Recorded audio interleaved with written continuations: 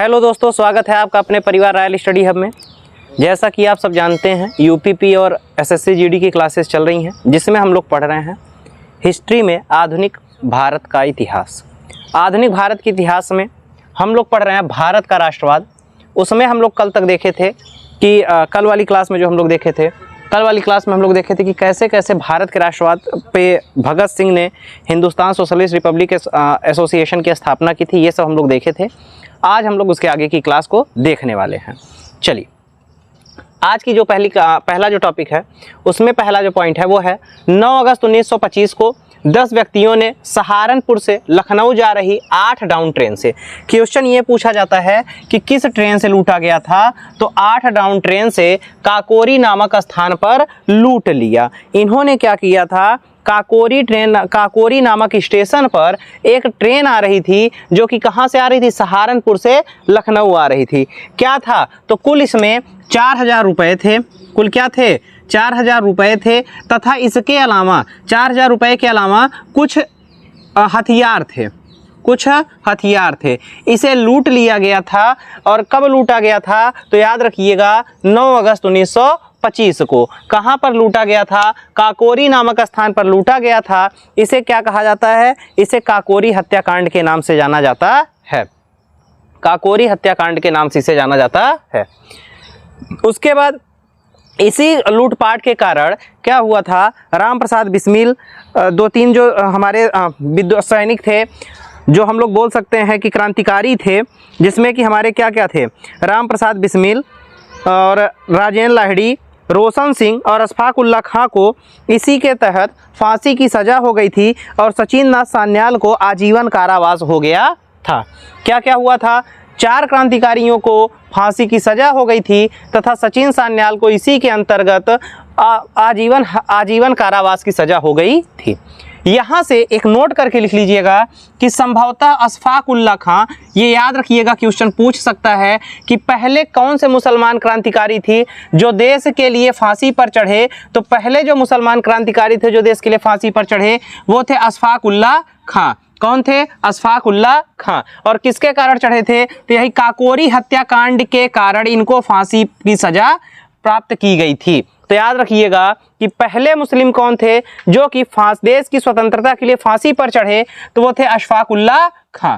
कब हुआ था, तो काकोरी हत्याकांड के बाद इनको फांसी दिया गया था। उसके बाद साइमन कमीशन 3 फरवरी 1928 को भारत आया था।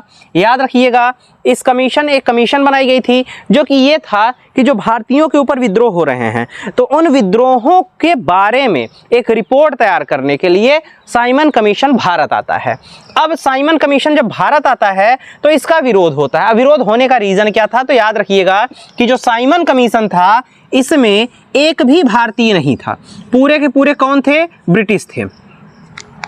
इसमें साइमन कमीशन में एक भी भारतीय नहीं था, पूरे के पूरे कौन थे, ब्रिटिश थे। अब सीधी सी बात है, नियम को देखना है। भारतीयों के लिए आयोग का गठन किया गया था कि भारतीयों के साथ क्या हो रहा है, कितने उनके ऊपर अत्याचार हो रहे हैं, इसके बारे में जानने के लिए था। लेकिन होता क्या है कि होता यह है कि इसमें सिर्फ और सिर्फ ब्रिटिश थे। तो आप सोचिए कि क्या ब्रिटिशर्स, पूरे के पूरे ब्रिटिशर्स भारतीयों के हित में कोई नियम ला सकते हैं, कभी नहीं ला सकते हैं। जैसे मान लीजिए कि आप दोस्त हो, आप हो और आपका किसी से झगड़ा हो गया। अब झगड़ा होने के बाद सामने वाला आए और कहे कि ठीक, हम इसकी एक जांच बैठाते हैं, और वो जांच बैठाई जाए और पूरा उसमें जितने भी सदस्य रहे जो जांच कर रहे हैं वो सब कौन है, सामने वाले पक्ष के हैं, आपके पक्ष का कोई ना हो, तो क्या आपके हित में फैसला आ सकता है, कभी नहीं। भले ही गलती आपकी ना हो, लेकिन वो गलती किसकी निकाली जाएगी, आपकी निकाली जाएगी। तो इसीलिए क्या होता है कि साइमन कमीशन का विरोध होता है। और जब साइमन कमीशन का विरोध होता है तो याद रखिएगा 30 अक्टूबर 1928 को लाहौर में साइमन कमीशन का विरोध करते समय पुलिस की लाठी से लाला लाजपत राय घायल हो जाते हैं। याद रखिएगा, लाला लाजपत राय जो कि किसके नेता थे, गरम दल के नेता थे। याद रखिए, कांग्रेस जब विभाजित हुआ था गरम दल के नेता थे। तो लाला लाजपत राय का लाठी जब उसमें क्या होता है, लाठी चार्ज होता है पुलिस का, और वो लाठी उनके सर पे पड़ जाती है, जिसके कारण वो घायल हो जाते हैं। और घायल होने के कारण उनकी क्या हो जाती है, मृत्यु हो जाती है। तो तो क्वेश्चन पूछता है लाला लाजपत राय की मृत्यु कैसे हुई थी, तो लाठी लगने से हुई थी। लाला लाजपत राय की मृत्यु किसके विरोध में, किसका विरोध कर रहे थे जब इनको लाठी मिला था, तो लाठी इनको जो लगी थी वो साइमन कमीशन का विरोध करने के बाद इनको लाठी लगी थी। चलिए आगे देखते हैं। आगे हम लोग देखते हैं, अगला है भगत सिंह के नेतृत्व में पंजाब के क्रांतिकारियों ने 17 दिसंबर 1928 को लाहौर के तत्कालीन सहायक पुलिस कप्तान सैंडर्स को गोली मार दी। तो याद रखिएगा भगत सिंह का नेतृत्वकर्ता कौन था, भगत सिंह नेतृत्वकर्ता थे। इनके नेतृत्व में पंजाब के क्रांतिकारियों ने क्या किया था, 17 दिसंबर 1928 को लाहौर के तत्कालीन सहायक पुलिस कप्तान सैंडर्स को गोली मार दी। तो क्वेश्चन पूछता है सैंडर्स की हत्या कब हुई थी, तो सैंडर्स की हत्या कब हुई थी, 17 दिसंबर 1928 को हुई थी। किसके नेतृत्व में हुई थी, तो भगत सिंह के नेतृत्व में हुई थी। ठीक है, चलिए आगे देखते हैं।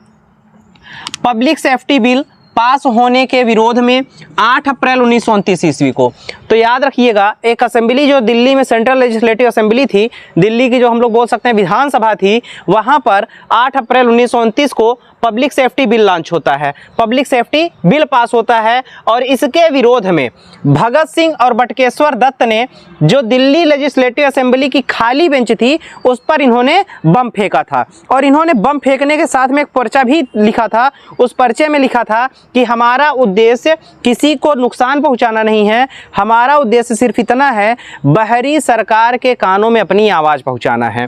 तो याद रखिएगा कि पब्लिक सेफ्टी बिल पास होने के विरोध में 8 अप्रैल 1929 ईस्वी को बटुकेश्वर दत्त एवं भगत सिंह ने दिल्ली में सेंट्रल लेजिस्लेटिव असेंबली में खाली बेंचों पर बम फेंका।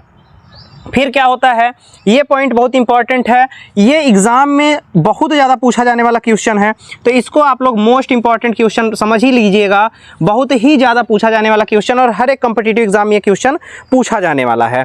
कांग्रेस के 1929 ईस्वी के लाहौर अधिवेशन में क्वेश्चन यही पूछता है कि कांग्रेस का लाहौर अधिवेशन कहाँ पर हुआ, कब हुआ था, 1929 में हुआ था। क्वेश्चन पूछ सकता है पूर्ण स्वराज, ध्यान समझिएगा पूरी लाइन को, इस लाइन को, क्या है कि कांग्रेस के 1929 ईस्वी के लाहौर अधिवेशन में पूर्ण स्वराज का अपना लक्ष्य घोषित किया। तो क्वेश्चन पूछा जाता है कि भारतीय राष्ट्रीय कांग्रेस के किस अधिवेशन में कांग्रेस ने अपना लक्ष्य स्वराज जो है पूर्ण स्वराज अपना लक्ष्य घोषित किया। तो कौन से अधिवेशन में, 1929 के अधिवेशन में। कहाँ पर हुआ था, लाहौर में हुआ था। एक तरह का क्वेश्चन ये पूछ सकता है कि 1929 का भारतीय राष्ट्रीय कांग्रेस का अधिवेशन कहाँ पर हुआ था, तो लाहौर में हुआ था। इसमें होता क्या है, इसमें ये लोग ये कहते हैं कि अब हम लोग अपना स्वतंत्रता दिवस मनाएंगे। और कब से मनाएंगे, तो उसी में ये निर्धारित किया गया कि 26 जनवरी 1930 से हम लोग अपना स्वतंत्रता दिवस मनाएंगे, याद रखिएगा। तो होता क्या है, 31 दिसंबर 1929 ईस्वी को रात के 12 बजे पंडित जवाहरलाल नेहरू ने रावी के तट पर नवगृहित तिरंगे झंडे को फहराया। अर्थात जो नया तिरंगा लॉन्च हुआ था वो पंडित जवाहरलाल नेहरू के द्वारा फहराया जाता है। और कहाँ फहराया जाता है, तो रावी के तट पर फहराया जाता है। और एक चीज, ये जो लाहौर अधिवेशन हुआ था भारतीय राष्ट्रीय कांग्रेस का, ये इसकी अध्यक्षता किसने की थी, तो इसके जो अध्यक्ष थे वो अध्यक्ष थे पंडित जवाहरलाल नेहरू। कौन थे, पंडित जवाहरलाल नेहरू इसके अध्यक्ष थे। तो याद रखिएगा कि भारतीय राष्ट्रीय कांग्रेस के 1929 ईस्वी के लाहौर अधिवेशन के अध्यक्ष कौन थे, तो पंडित जवाहरलाल नेहरू थे। इसी में इन्होंने अपना भारत का स्वतंत्रता दिवस 26 जनवरी 1930 से मनाने की घोषणा की। ये थी आज की हम लोग की क्लासेस। आशा करता हूँ, उम्मीद करता हूँ कि अच्छी लगी है तो चैनल को लाइक करें, सब्सक्राइब करें, शेयर करें। मिलते हैं नेक्स्ट वीडियो में, तब तक के लिए धन्यवाद। जय हिंद, जय भारत।